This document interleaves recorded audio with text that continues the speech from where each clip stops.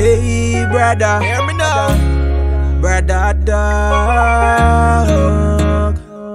Know me, understand. Welcome to the Sargassum Podcast. I'm Robbie Thigpen. I'm Francisca Elmer.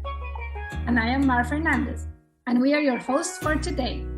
And we are going to share with you the latest ideas and concepts about sargassum and sargassum beaching events, which have become an international challenge.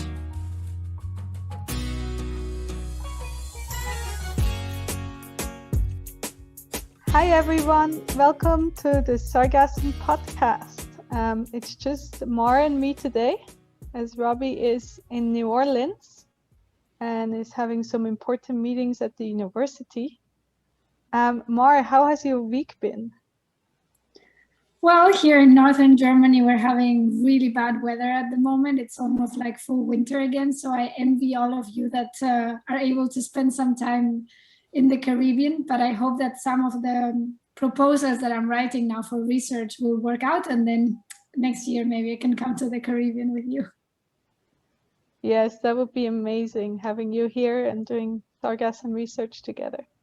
Yeah, how is the Caribbean going? How is sargassum in Mexico? It's going good. We had really big waves the last few weeks, or last few days, the last week. And that kind of took away a lot of the sargassum that was on the beach. But there's definitely every day there's sargassum on the beach. Sometimes there's a lot, well, not a lot, but there is, like maybe like hand high sargassum, and sometimes there's very little. Sometimes it's in the water, sometimes it's not. So it's always a bit of a surprise when you get to the beach of what it looks like today. Nice. Cool. And today we have a guest who is from the Dominican Republic. His name is Jake Keel, and he is an environmental innovator whose efforts in the Dominican Republic with the Grupo Punta Cana Foundation have won numerous awards and made the country's tourism more competitive and environmentally sustainable. Jake directs the Center for Sustainability, a think tank partnering with renowned universities to conduct environmental research. He helped pioneer one of the Caribbean's largest coral reef restoration projects, as well as research and development on ways to tackle the sargassum crisis. Welcome, Jake, to our podcast. Hello, thank you for having me. It's great to be here and talk about one of the major issues impacting tourism in the Caribbean. Welcome, Jake. I'm really excited to talk to you, and also really jealous that you're sitting right now in beautiful Punta Cana. So yeah, the first question we have for you, and this is the question we ask everyone on our podcast, is what is sargassum for you? Yeah, it's a great question because I wear sort of two hats. On the one side, my background and my passion is environmental protection. So I, with that hat on and thinking of how do we protect the environment, I sort of have a fascination with natural history and evolution and these unique ecosystems around the world. And that's what drew me into the field of environmental protection.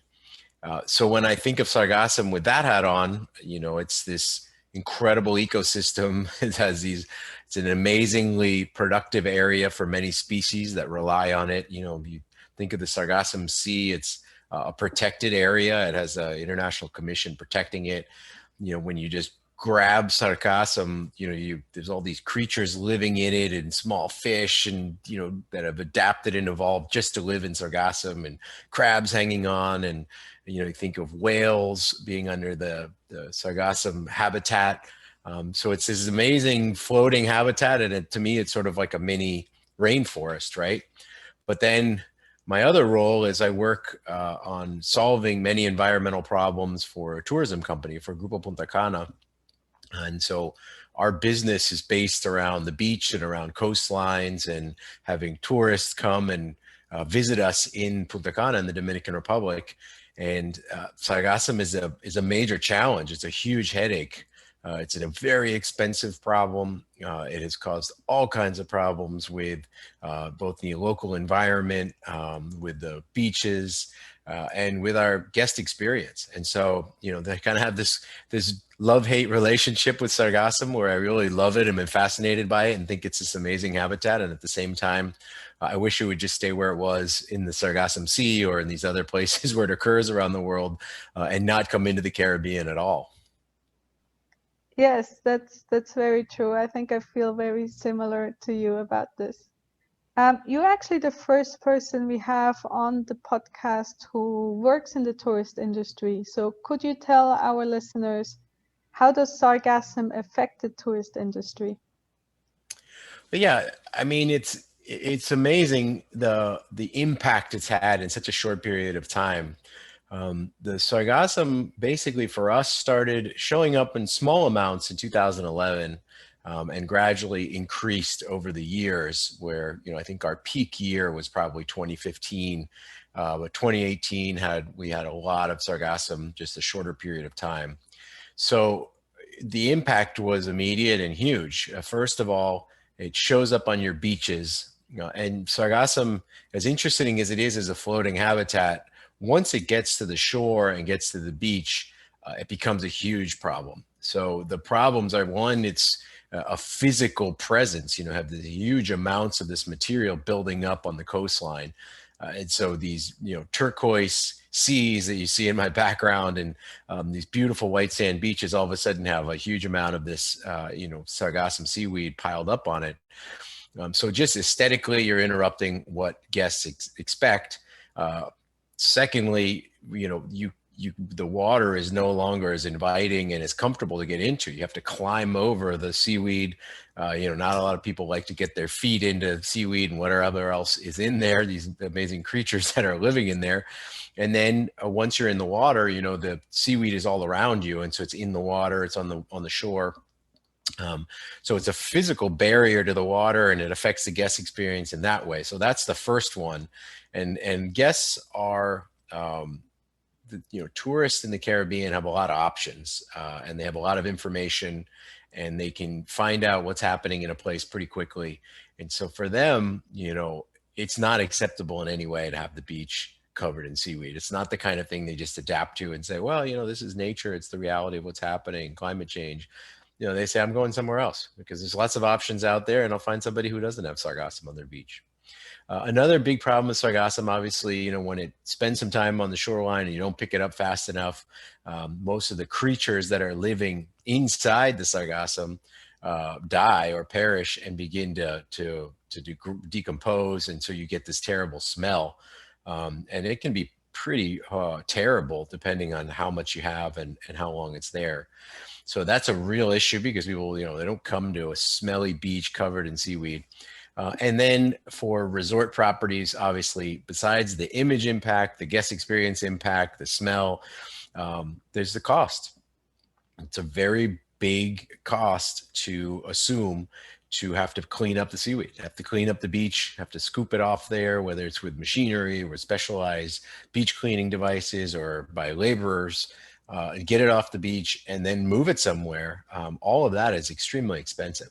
And so you not only have seaweed that's affecting the guest experience, it's costing you lots of money. It's costing your resort or your destination's image because people are now associating your image with seaweed.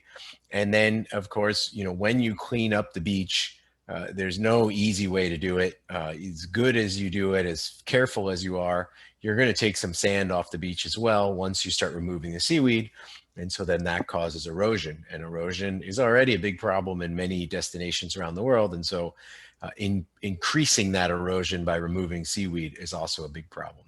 We've seen also with seaweed, it spends enough time in the water and it can change the color of the water. It has tannins in it, so it starts releasing, different colors. So instead of this beautiful turquoise transparent water, you get kind of a brown, muddy water. It looks like a, river water.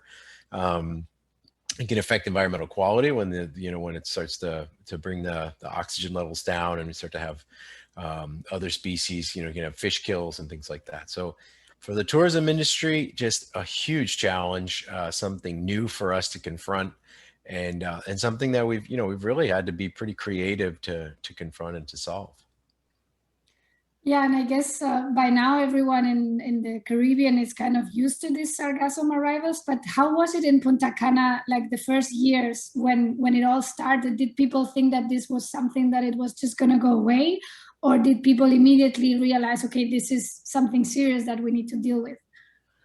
I think it was a slow realization, really. The first time we had, large quantities of sargassum come up on the beaches was in 2011. And if I remember correctly, it was in the summer.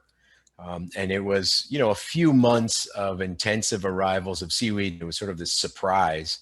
And we do some decent amount of due diligence. So started looking into the science of it, started talking to people that work in the field, that, are doing work on this species. At that point, most everyone was doing work in the Sargassum Sea, not necessarily in the Caribbean, but they were looking at it as more of this, habitat that needed to be protected, not so much as, this new challenge for a different region for the Caribbean. And we started talking to local fishermen and kind of old timers in the area and ask anybody if they remember seeing this. And the president and CEO of Grupo Punta Cana, Frank Ranieri, has been here and worked very closely with the resort on site for 50 years. And he never remembered seeing this. And we talked to all kinds of other people. So from local knowledge, from what we could gather from the scientific community, it didn't seem to be something that had happened before, at least at the scale it was happening. 2011 was pretty bad for a few months, and then 2012, the problem more or less went away. Like, we didn't have very much seaweed in 2012, and then it came back even worse in 2013. So just long enough for you to forget the problem and stop thinking about how to solve it, it came back.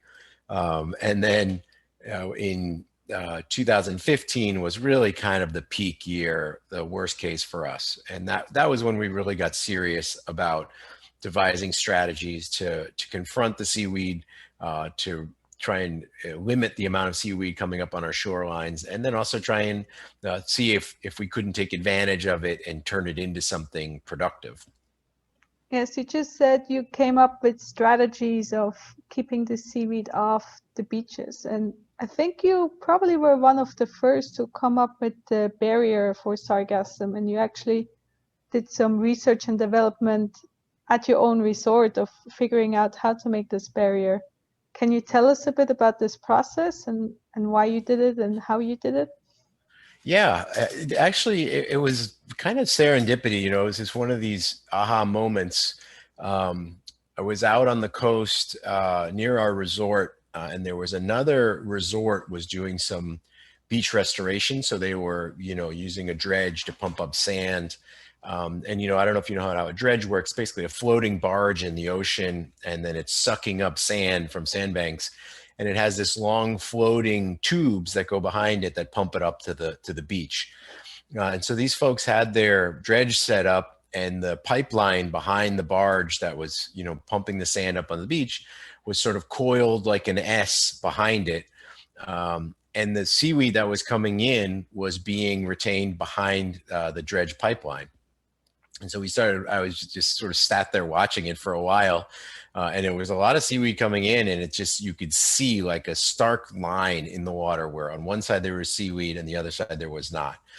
So, I took this information back to our team and said, we should try some experiments, and see what we can figure out. And maybe we can just stop it from coming to the beach. And if we can stop it from coming to the beach, at least you can still use the beaches. And, how do we pick it up from there, or how do we deal with it offshore is a different question, but let's see what we can do to save the season and have our beaches at least be usable.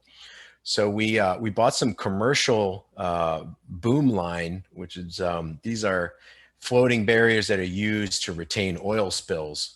And we bought a few different models of that, just small sections of it, just to try things out.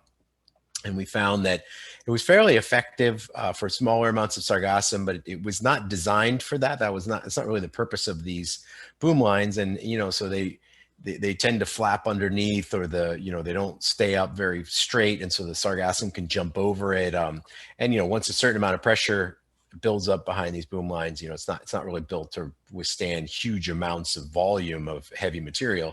Oil it's basically to try and enclose it so then you can either, sink it or do something else with the oil. But we had stumbled across something, and so we kept at it. And then we came across a local guy who was developing different types of barriers, and he had come up with an idea of having two thick PVC pipes with netting in between. And so it was a floating barrier that was almost like a catamaran, right? So it had like these two different, kind of catamaran hulls, and then the netting was in between. So it could move with the waves. It floated on top, but it wouldn't flip over, and it was pretty sturdy. So we decided we could try and come up with our own model of that. And, I talk about this a lot. A lot of our sustainability solutions are really, we find that, companies have this unique capacity to take on some of these challenges because we have all this inherent talent inside the company that is generally not being applied to environmental challenges like sargassum, but it's there. And so, I try and take advantage of it. So in this case, we went to the maintenance department, and I got together with a couple of the engineers, and I was showing them photos and showing them this other, sargassum barrier model that this guy was making. I said, can we do this, but improve on it and make it better? And so we built one ourselves, a prototype that was all PVC piping with plastic netting, that was built in-house. We took the plumbing guy from the maintenance department, and he helped us put the thing together. And we started running experiments with it, and we got in design 1, 2, and 3, and 4. And then it was working great, much better than the floating booms. And nobody was really doing anything like what we were doing. And so we deployed about 1 kilometer of it in a certain area. And, we really had this learning experience of learning how to position the barriers in relation to the coastline, which is generally as much as parallel as you can have it, how far away we could get it from the coast so that if the material built up, we wanted eventually the current to kind of sweep it away, so it wouldn't build up behind the barrier. So we tried to figure out exactly how far out we could get it without damaging the barriers. And then, the design of it, obviously the environment had to be taken into account. So we didn't want to have a net that went all the way to the bottom of the ocean and no animals or species or turtles could get to the shore. So basically we had about a meter underwater and a meter above water so that the sargassum would be retained. And we kept playing around with it, and it worked really well. And then we expanded it, and we ended up with about 3.5 kilometers of what we called our Oscar barriers. Oscar was the engineer in the maintenance department that came up with the ultimate design. And so those were our own in-house barriers.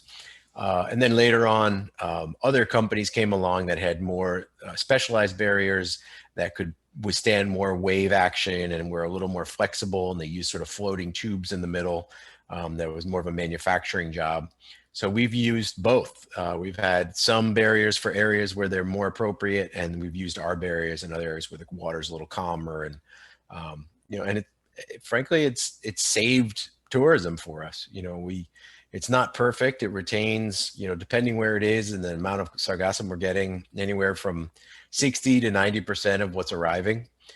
And that makes it a much more manageable problem for what shows up on the beach. And then that makes it a much, better experience for the visitor and reduces some of these other challenges. So it has not been a simple problem, and it's not been a straightforward process, but it's been, something that's been, it tested us. And so far we've gotten to the point where we feel like we can at least manage the problem. I think it's a beautiful story how you basically took everyone on board in the company, even if they had nothing to do with the environment or engineering, and you said, hey, we have this problem, let's get all at it and let's solve it. And somehow you managed to transform yourself into an innovation hub for sargassum solutions. So how did that feel? And did you have then other hotels or resorts from the Caribbean coming to ask you for input on how to do this? Yeah, and again, I think this is sort of an important role for companies that we're not taking full advantage of. As a companies really can be, as you called it, a sort of an innovation hub or a think tank for new ideas for solving these really big environmental and social challenges that we face, you know, in the tourism industry, but in all kinds of industries. In this case, you know, when you're the first one doing something and you're doing it well, and at this point we had a considerable investment in this problem in you know, putting up barriers and things. It got people's attention, and then all of a sudden we became like a magnet for everybody that had an idea. So we became like a clearinghouse of, you know, every mad scientist that had something to say about sargassum and some new idea was coming to us. So whether it was improvements in the barriers or systems to collect the sargassum behind the barriers, projects to transform sargassum into all kinds of different products, you know, all kinds of different pieces of equipment, ideas of whether the sargassum, if you were going to collect it, if whether it should be loaded onto a barge through a conveyor system, or if it should be, you know, suctioned up using water as sort of the medium for moving it. And you know, we were exposed to all kinds of new ideas. Some of them turned out to be terrible, or some of them, you know, we had found them to be impractical or too expensive, or just not applicable for us. But, you know, we were getting the information first. So people were coming to us, and then, you know, and then that meant that others who were trying to face the problem were also coming to us. So we had visits from all kinds of different hotel chains and companies in Mexico and Cancun. We've had visits from many of the small islands in the Caribbean. We've had government officials from other countries come. We've been invited to all kinds of conferences, and ultimately, even in the Dominican Republic, when the government realized that this was such a significant threat to the tourism industry, they created a presidential commission on sargassum, and so we were participating in that. You know, directly in meetings. I think we went total of 6 or 7 meetings with all of the highest cabinet members of the government and the president, and members of the private sector, and a few of the companies that were working with us on different solutions to try and come up with solutions that could be applied in different places in the Dominican Republic. And then that meant that others were coming to us and looking for solutions for their islands. So it was not intentional by any stretch of the imagination. We didn't want to be in this position. We would be just as happy if sargassum stayed where it came from and didn't show up on our beaches.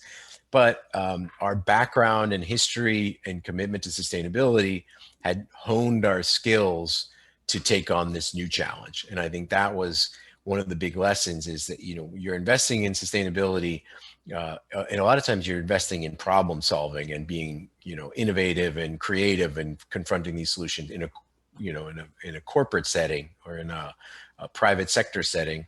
And so that means that often, you know, these solutions then become attractive for others. And so we've found that really putting a lot of our in-house knowledge and resource and experiences into this challenge has made us better to adapting to other things, you know, new challenges and new problems. So sustainability becomes sort of this this recurring theme that really sharpens your skills and your ability to innovate and your ability to adapt to new challenges. And I think that's going to be the future. That's what we're confronting. You know, people talk a lot about climate change, but more than climate change, a lot of times it's just rapid change. You know, I don't know that anybody can conclusively say that sargassum is directly attributable to climate change, but it's a major change to the tourism industry. So once we figure out whether or not it has to do with climate change or not, it doesn't really matter. At this point, it's our reality. So we have to be able to adapt to these types of challenges, whether it's new storms, diseases, global pandemics, whether it's terrorism, whether it's economic collapse, or whether it's, you know, floating masses of floating seaweed that come in and invade our beaches. You know, the companies that adapt first and the countries that adapt first are going to be the ones that prosper the most. Yes, that's really cool. Like you get a part of like resilience out of your sustainability practice. I know in Punta Cana you are making different products out of the sargassum now as well. Can you tell us what kind of products you make and how much of the sargassum that actually gets to your shores or to your barriers are you turning into products? Yeah, I will preface it by saying all of the initiatives to transform Sargassum were taking place pre-pandemic. You know, the pandemic has changed our reality in so many ways. And luckily, we have had a relatively light 2020 of Sargassum. We had a few months, and a lot of it was retained at the barriers or cleaned up, you know, using the beach rakes on the beach. So it was generally pretty manageable this year, or last year. This year, we'll see, 2021, where we have our fingers crossed that it will be another favorable year in terms of Sargassum. But prior to the pandemic, essentially our strategy with Sargassum in general is first, try and keep it from getting to the beach, because that's our major attraction. That's our business, right? We need this beach. Can't have it covered in Sargassum. So the first is to retain the material offshore as far as possible. In the best case scenario for us as a resort, the problem ends there. You know, if it doesn't build up behind the barrier, if it continues on its merry way down the coast or somewhere else, that's good enough for us. What has happened though is the barriers, you know, at certain times of the year, depending on how much material is coming, you need to get the Sargassum off the barriers, or it'll begin to stress the barriers and they might break, or the material builds up there. And then, as I mentioned, you know, it can decompose right there in the water, and it'll change the color of the water and can affect water quality as well. And generally speaking, you know, if it's there and somebody's interested in doing something with it, then, you know, if you can find a way that it's cost effective to collect the material, then you can turn it into products. And so we formed a partnership with a local company that was working on 3 different pilots to see which worked best with Sargassum. They were doing a large scale composting project using windrows, which is basically like long lines of organic material that you churn periodically, and then it, you know, decomposes into soil. They are doing a second project with a pilot of biogas, so using compost and other materials, organic materials, to create biogas in these, you know, biogas reactors. And then the third one was a technology that they brought in, and it's basically a container that takes different types of biomass, in this case, Sargassum and other mixtures. They can use like the leftovers from yucca processing and other organic material, and they were making plates and other sort of compostable materials to use as a replacing, you know, plastic or foam or single-use, you know, disposable containers. And so their 3 ideas were these 3 projects. We've also been approached by other companies that want to do sort of high-value nutraceuticals and pharmaceutical products out of seaweed. That's become a big thing, of transforming different types of algae and seaweeds into different products. Still pretty experimental stage at this point. And so we gave this company, we gave them some space to operate. You know, we didn't give them land, but basically said, here's a staging area where you can take the Sargassum and whatever other materials, whether it's green waste from around the resort or food waste or, you know, other materials that we collect, and then run these experiments. Before the pandemic, they had created a collection barge that was collecting the material from behind the barrier, and then they would bring it to an offloading site on the marina, in our marina, and then transport it to the staging area, and then they would run the experiments from there. And for that way, the material was coming in really fresh. It wasn't getting mixed with sand or anything on the shore, because it was being collected offshore, and we could, you know, weigh it and really figure out the characteristics of the seaweed for these transformation projects. So before the pandemic, we were running all 3 of those experiments at the same time, and then from there, the idea was to see which one made the most sense for different scenarios, whether it was mixing Sargassum with other types of organic materials that we needed to find a use for, or what the demand locally was, if there was more demand for gas for cooking or for heating or whatever, or if it was better to do compost because it's a simpler process and you can produce larger quantities of it. And then the plates and the idea of making these sort of single-use compostable products. The idea, I think, was almost as much marketing as anything else. It just really grabbed people's attention. You could hand them a sargassum plate, so I think the idea was you could have, a certain amount of this material and make it, eventually it could be a real business. But I think at the beginning, it was more like we're turning sargassum into something. So this company was basically, we were facilitating space, we were facilitating the material, and we were kind of helping them organize these projects. And then they were actually running the trials. Nice. And I guess this is a local company, right? Yeah, it's another kind of one of these serendipitous things. It's a company called Algianova, and they have their founder he's an inventor, he's an incredible entrepreneur, worked internationally. He's from France, and one of his companies that he was working on, just by coincidence, he'd been building these floating barriers with netting for the Mediterranean to protect beaches from jellyfish. So there are certain beaches that instead of sargassum, they have jellyfish. So I think, like as if the sargassum wasn't bad enough, if it would be like if it stung you too. Yeah, so, I mean, jellyfish are also like 90% water, so there's not much you can do with them. Right. So he had been coming up with this barrier specific to that problem, and so he's adapted it now to a situation of sargassum. And then the same thing in other places, he created a collection barge to collect, different materials in the sea. And so he adapted one and made it locally here in the Dominican Republic to collect sargassum. So then he had the sort of two positions. One is selling barriers, two is collecting the material, and then his own businesses were transforming it into something. And the idea being that this, was scalable to the whole Caribbean. The more sargassum he could get his hands on, the better. Eventually one can, operate this as a business. Okay. And the question I'm going to ask now, Robbie would ask this question if he would be here, because that's his favorite topic.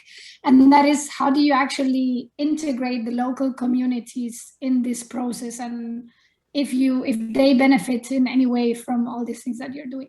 Yeah.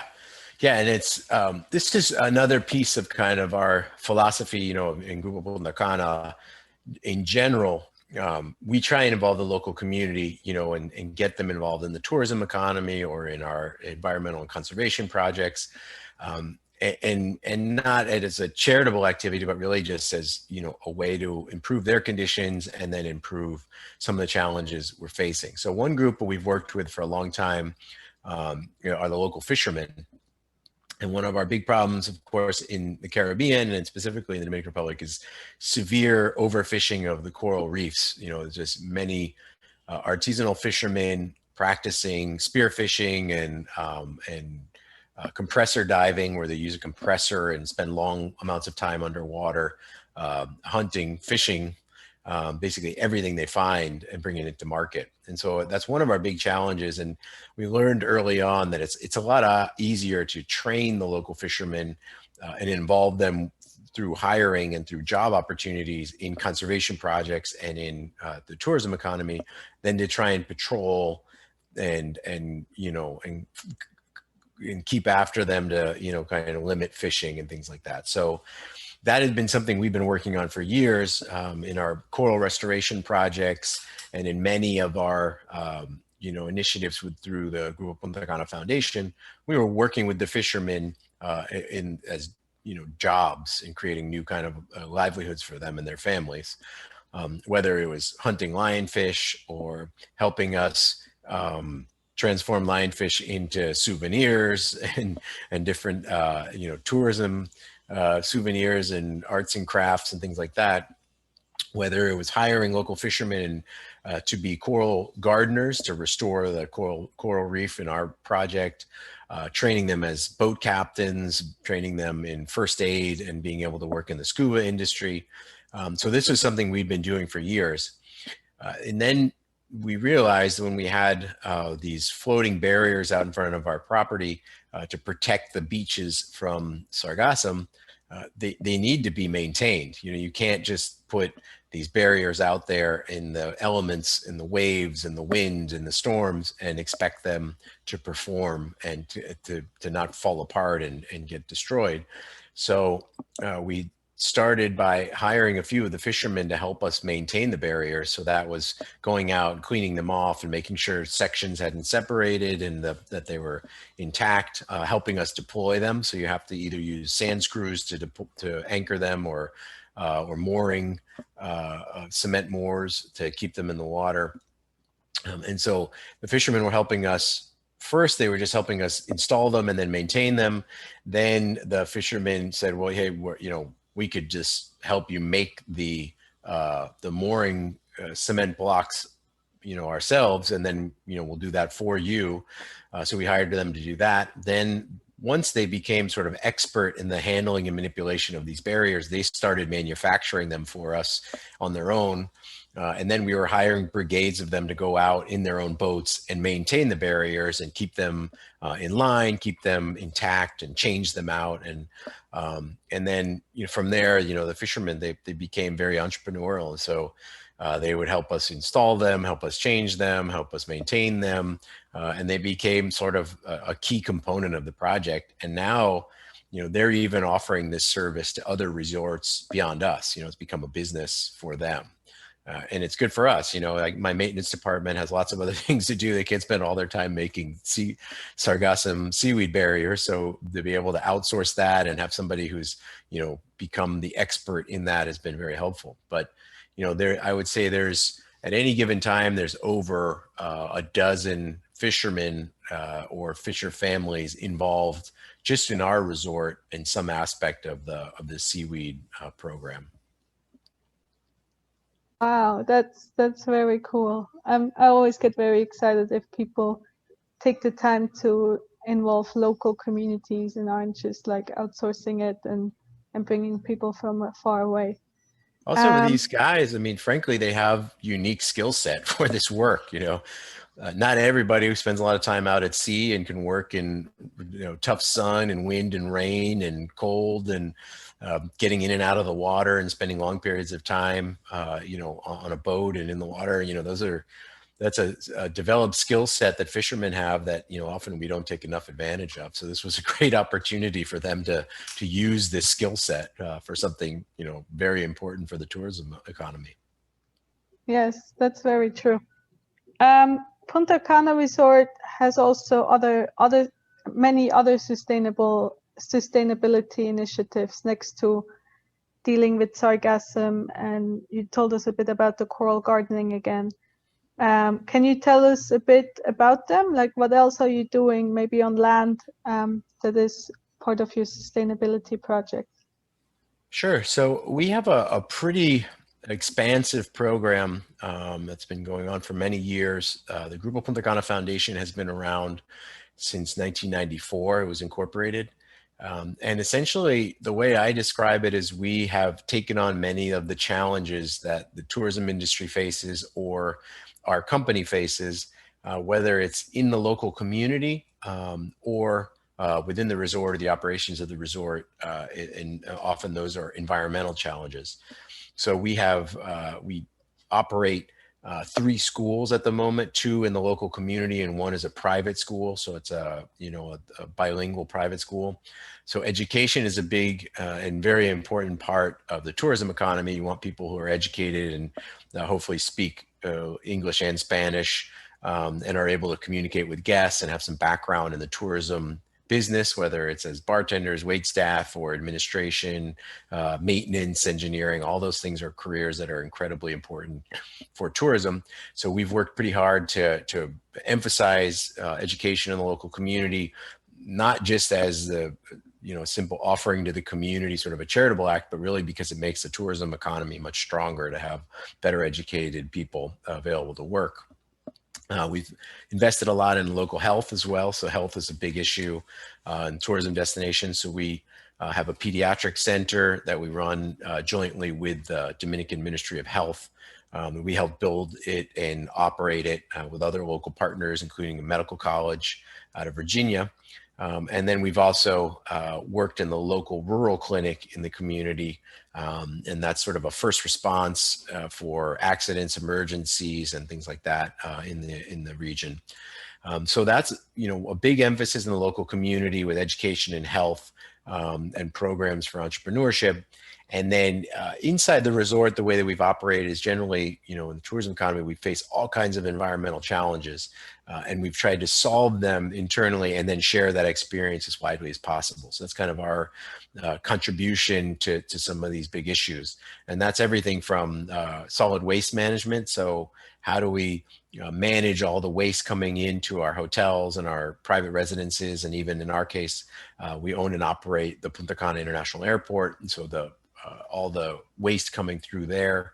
And we've set up one of the longest running and largest recycling programs in the country, beginning in 2007.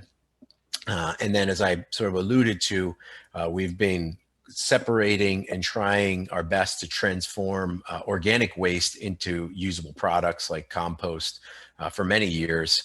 And now mixing it with sargassum and with other inputs, we're starting to scale that up. We've been doing large-scale worm composting, taking food waste and manure and green waste from the resort and transforming it into worm compost for use locally. And now we're scaling that up to try and create much larger quantities of compost, with windrow composting and other types of compost. We've worked with endangered species, like an endangered hawk species that was limited only to one protected area in the Dominican Republic, and we've used our resort as a wildlife refuge. So reintroducing the hawk species and using our resort as sort of a safe space for the hawk.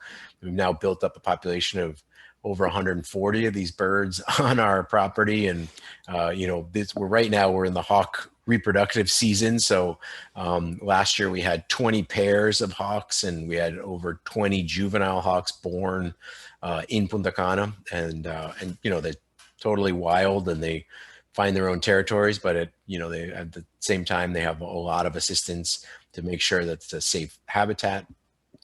We've worked in coral restoration for many years, marine management, where we have a co-management agreement for the marine protected area right in front of our resort, and it extends beyond our resort. So we've worked with other private sector partners and public sector partners to try and improve management of the resource beyond just our little section of Punta Cana. So yeah, we have a pretty wide program. We work in all kinds of environmental and social programs, but I think probably the most important contribution we've made is really showing that the private sector has this kind of unique capacity to contribute to solutions to social and environmental challenges, and we need to tap into that. It shouldn't just be charitable activity for the private sector. This is solving the challenges of our times. It's good for our business, and hopefully as many companies get involved as possible, the more capable we'll be of solving some of these problems.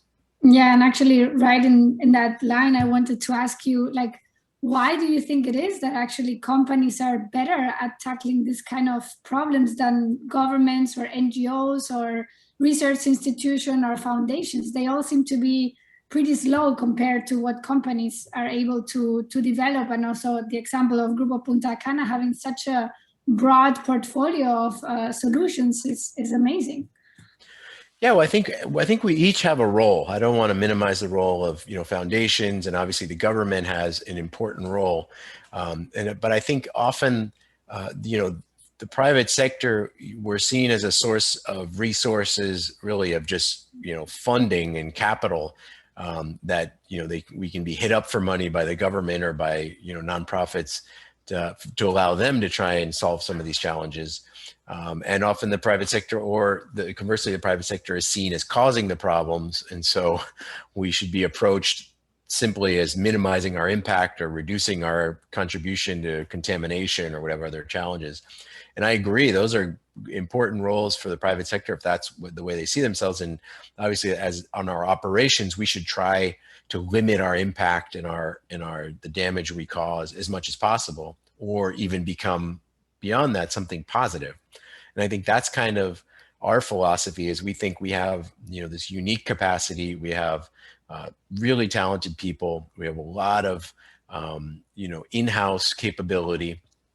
We have resources, because when we face a challenge like sargassum that's threatening our businesses, we have to deploy resources, funding, and our best people to try and confront those challenges.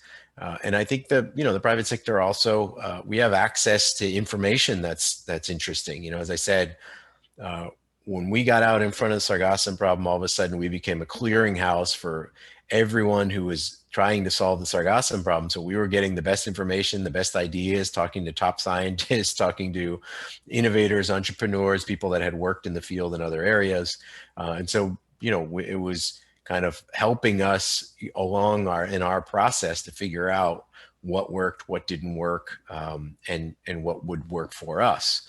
So I think the private sector, we are uniquely positioned to help solve some of these problems, and I think more and more we need to be seen less just as the cause of the problem or a funding source, and much more as, a potential think tank for innovation. Yes, and you actually published a book about this called Waking the Sleeping Giant, which just got published a few weeks ago. And with it, you want to help other companies to unlock their hidden power to save the planet. Now, my question is this really a book just for people in the executive position, or could anybody learn from this book? Yeah, very much my idea with writing the book was to share these experiences, and not just at the executive level, but also with kind of the implementer level, the kind of solution folks at different rungs of the corporate ladder, and especially with an idea towards young people getting in this field. I think there are some preconceptions about sustainability and about conservation, that you need to be a scientist or you need to be an entrepreneur to get involved. The only way that you can create an impact in sustainability is by starting your own business that solves some problem, or by becoming a scientist or an expert in some area of some environmental or social challenge. I think the point of my book is I would prefer to have people working in all fields have sustainability ingrained in what they're doing, in such a way that that becomes the default. Rather than sustainability be something that we are proud about, it should be what everybody's doing anyway. And then we need the existing companies that are out there to be more proactive. And in order to do that, you often need someone on staff or somebody driving that agenda inside the company. Very often in private companies, the sustainability programs, the environmental programs, it falls sort of in the PR department or the marketing department. Not necessarily somebody who knows anything about sustainability. It's just somebody who can communicate these things effectively to the public. But often, there is a certain amount of knowledge that needs to be to implement these types of programs inside a company. And it's not necessarily a PR job. It should be somebody who's good at implementing projects and project management and hopefully all different fields that can contribute value to it.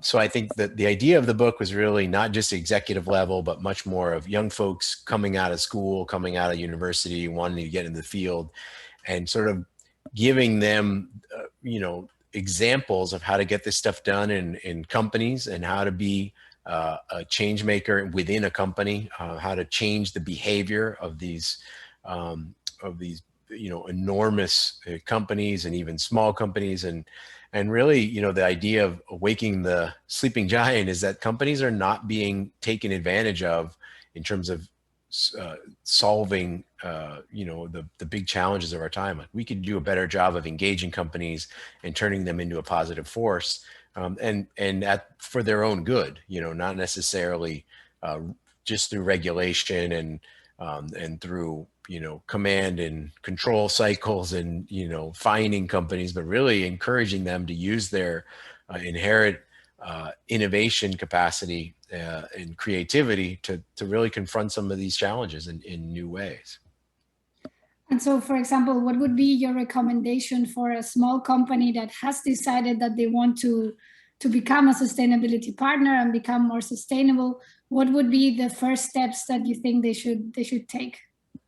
Sure. I love this question. And this is one of the most important lessons we've learned, is that unfortunately, there is no recipe book. There's no textbook for sustainability. It requires all of our creativity, And it requires really applying solutions to very specific circumstances in different localities and different industries. So what works in the tourism industry in Punta Cana is not necessarily going to work in the tourism industry in Panama or in the textile industry in the Dominican Republic. I mean, each one is somewhat specific, but I think there's power in that realization. You know, that you don't need a textbook. What you need is to look at what your specific impact is as a company, whether your biggest environmental challenge is what to do with the waste you produce, or your consumption of energy, or consumption of water, or the raw materials you require to produce whatever your product is. Look at what your business is and really figure out, okay, what are the best practices in that area, and what are ways that we could adapt that to our reality. And then look at around your company and say, what are the challenges being faced in our local area, whether it's, you know, lack of education or lack of jobs or overfishing or whatever the specific situation is. And then try and figure out, is there something our company can contribute to that? Is there some way that we can provide value to that? Not just by making an annual donation and, you know, a charitable giving and, you know, go away, we hear some money. But really thinking about these challenges is the company as part of that community, and how do we look beyond the walls of our operations, and how do we have an impact? And 9 times out of 10, the benefit of that will go back to the company. And there's a lot of ways that it gets manifested, but not necessarily just in your image. You know, that's kind of the low-hanging fruit, but often it makes your operations more efficient, makes you produce savings and efficiencies in your operations as a company, can help your image. And then thirdly, it just makes us more resilient, more adaptable to changes. And companies nowadays, you know, we've learned during this pandemic, the companies that have adapted and changed their business models and have looked for new ways to innovate have prospered. There have been a lot of companies that have made lots of money during the pandemic, and others that have really struggled. And I think those that have been capable and adaptable to change and finding new markets and adapting their product and their business to this new challenge and opportunity have ones that have prospered. And I think the better we get as companies to adapting to change, the better we're able to innovate in the face of, you know, constantly evolving realities, the better we'll be and the more resilient we'll be as companies. Yeah, and I think that Grupo Punta Cana is a perfect example of how a company is not just what it is on the paper, but it's the people that work in this company, and each of those individuals has so much potential to tackle, not only in your case, the perfect service to the guests or whatever, but also they can put their forces together to solve a problem like, for example, the sargassum tides. So I think that's a very, very nice example. And I think it's super interesting. I was having a conversation with a colleague at another company, a tourism company that's recently gotten very involved in sustainability, in sustainable sourcing of seafood, of, you know, restoration of habitats, of its, you know, carbon footprint, looking at the impact of, you know, plastics and things like that. And his company Iberostar, which is a hotel property, and they've gotten very involved. And I was talking to somebody from the company, and he was telling me experience during the pandemic. He was offered another position at a different hotel, and you know, and the other hotel was offering, you know, better conditions, better salary, and it was an attractive position.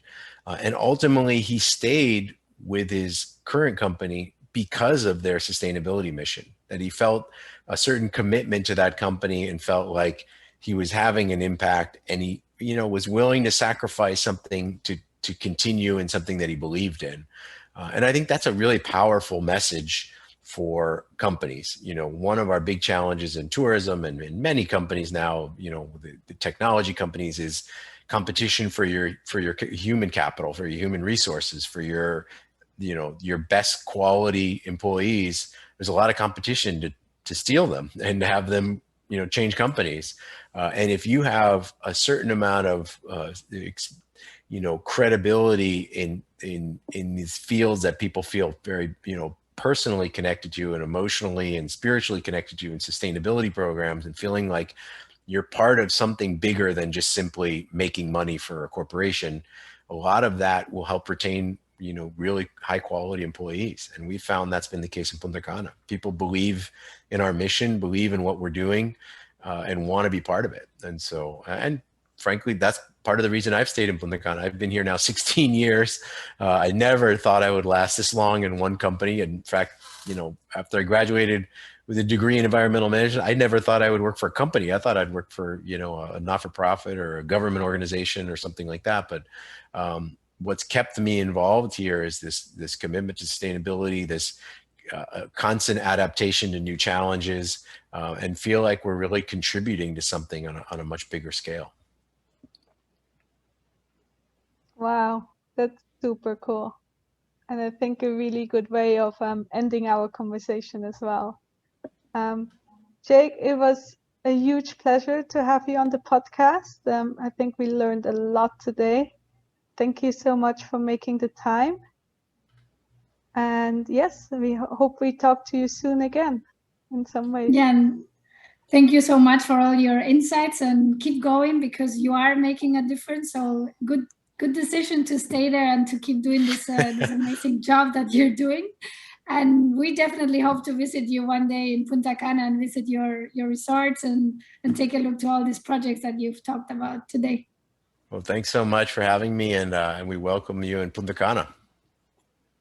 Perfect. Have a nice day. Enjoy the beach and the beautiful weather there. Thank you. Oh, that was so nice. I have faith in humanity again. Yes, I think so too. Like, I really liked what he said, that if sustainability didn't just become an add-on like it often is now, but would be ingrained in every company.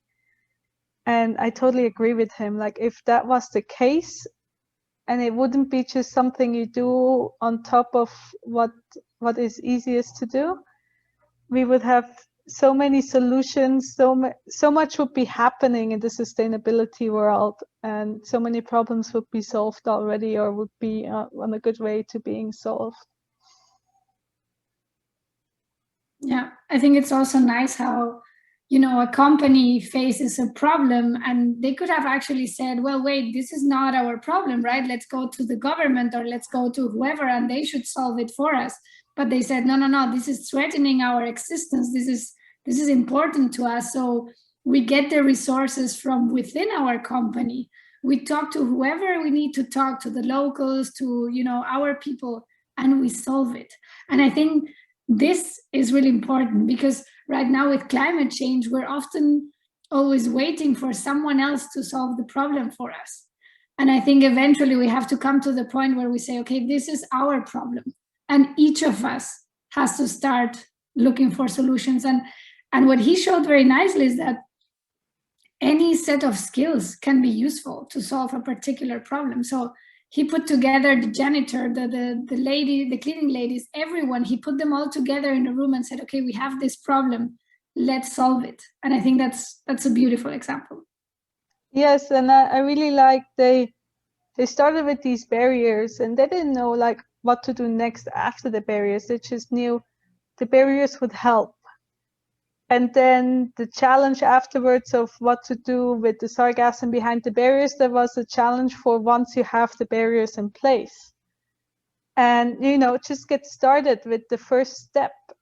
And with their example, you can see once they did the first step and they were like, people saw, okay, they are doing something, they're innovating, then other people who wanted to do stuff came to them and are like, okay, but what about this? Oh, I see you still haven't figured out this part. Could I help you with this? And yes, they became a magnet. Yes, that shows that if you are brave enough and you are taking the first step, you are not waiting for somebody else to do the first step, that good things will come to you afterwards, and that the second step and the third step you will figure that out while you have your first step in place. Like while working on that, you get to know what the next steps are until you have the solution from A to Z. You just start at the beginning and see where it goes.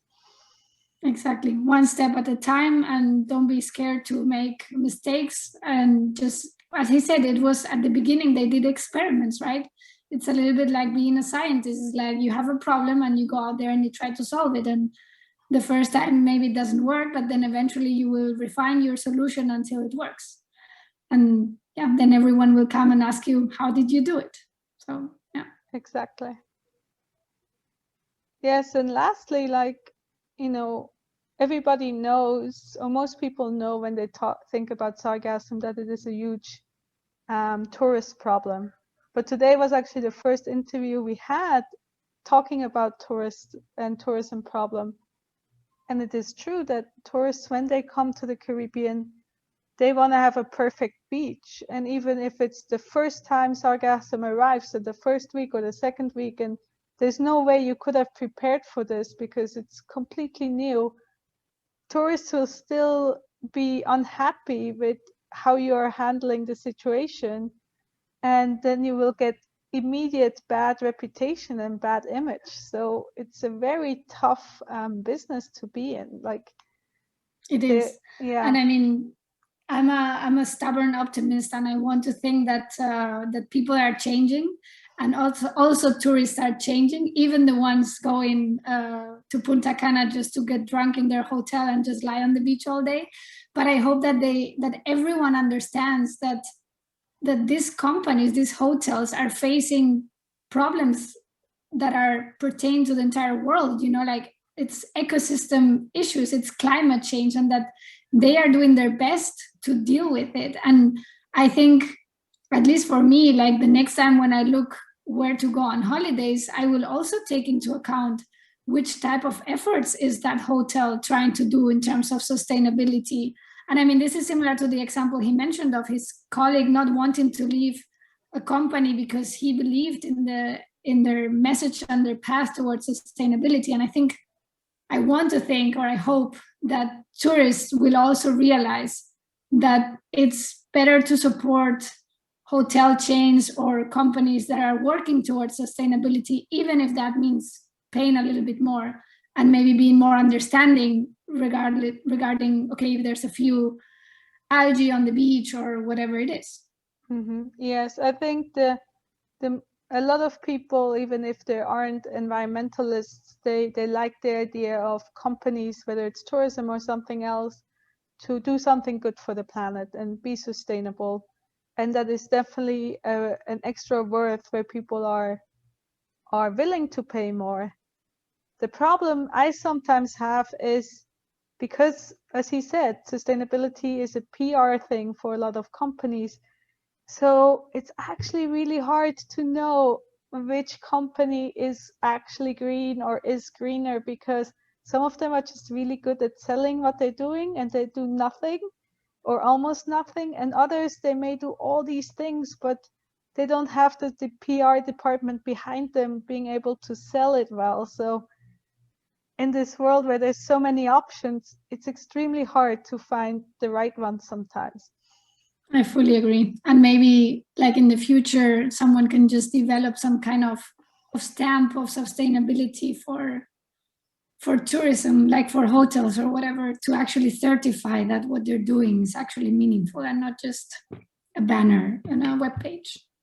Yes, I think there are some programs, I forgot what they're called, but back when I was a bachelor student, I was looking at making conferences more sustainable.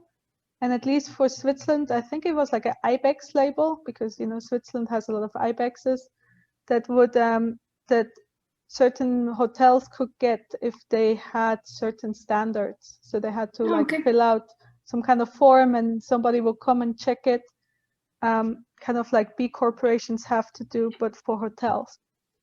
Yeah, something like that would be useful. For sure. Cool. All right, I think that was our podcast for today. Yes, we hope you all enjoyed it, and we're looking forward to seeing you, listening to us next week. Yes.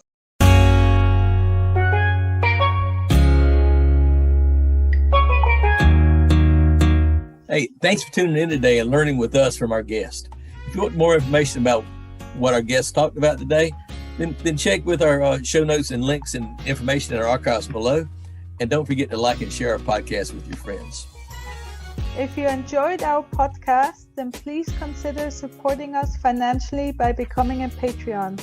For as little as $1 per month, you can support us and take part in an exclusive monthly Zoom meet and greet for Patreons, where you can network with our podcast guests and other Sargassum enthusiasts.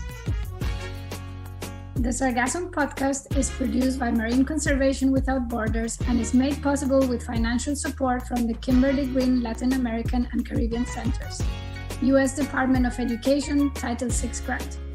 It is produced by Marcel van de Kamp and Francisca Elmer, and your hosts today were Robbie Tickpen, Francisca Elmer, and Mark Hernandez.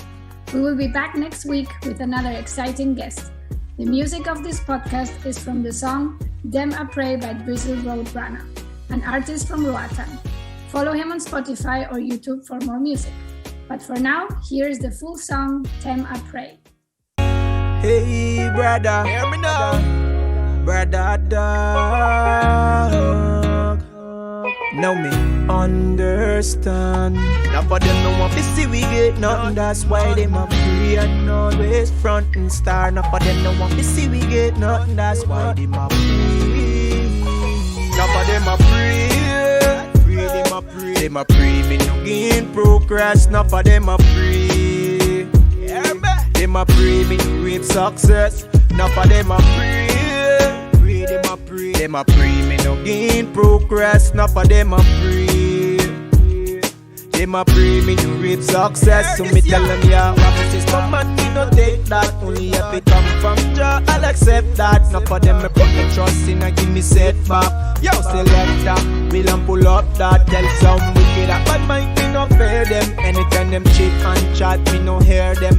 Me dash a few hard so for the queer them. Me dash a few hard so tell them where them. Now for them a free. Them a free, me no gain progress. Now for them a free. Them a free, me no reap success. So me tell them yeah. Yes, me know me have a lot of fake friends, but me never woulda thought me woulda have fake family. So me tell them straight, me no trust them. Me no trust you and me no trust him. Fake friend lost bad mind in a real life. Star me no rate that, star me no rate that. Me real for me woulda bust a million shot in a real life. Now for them a free. Them a free, me no gain progress. Now for them a free. Them a free, me no reap success. Now for them a free. Them a free, me no gain progress. Now for them a free. Them a free, me no reap success. So me tell them yeah.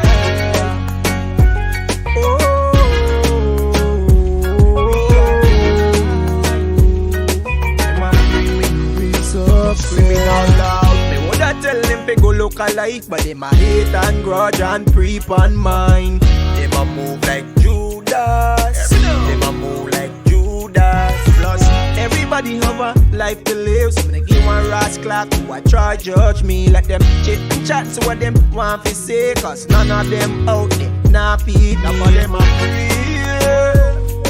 Them a free, me no gain progress. Now for them a free. Them a free, me no reap success. Now for them a free. Them a free, me no gain progress.